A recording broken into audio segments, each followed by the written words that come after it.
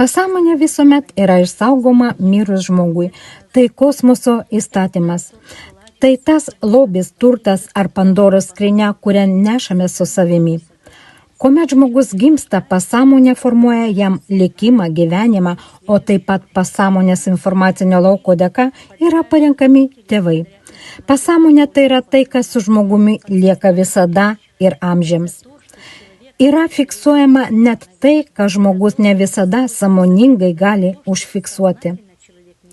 Pasąmonė tai yra tai, kas įeina į aukščiausios sąmonės sudėtį. Tai vienas aukščiausios sąmonės aspektų. Tai reiškia, kad tai vienas aukščiausių materinių būsenų aspektų ir tai amžina. Pasąmonė turi kaupamąją struktūrą, su kuria galima dirbti.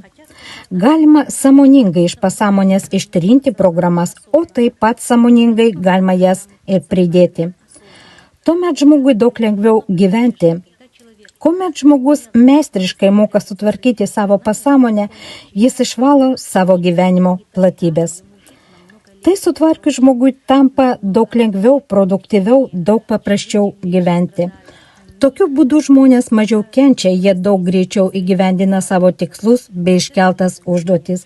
Visą tai žmonės turi suprasti, visumoje jiems reikia studijuoti pasąmonę, tačiau tai reikia daryti teisingai.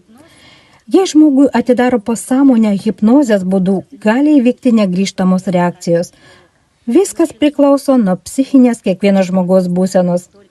Tačiau žmogus ir pats gali atidaryti savo pasąmonę. Jis gali to pasiekti tik po tam tikro energetinio ir dvasinio pasirengimo.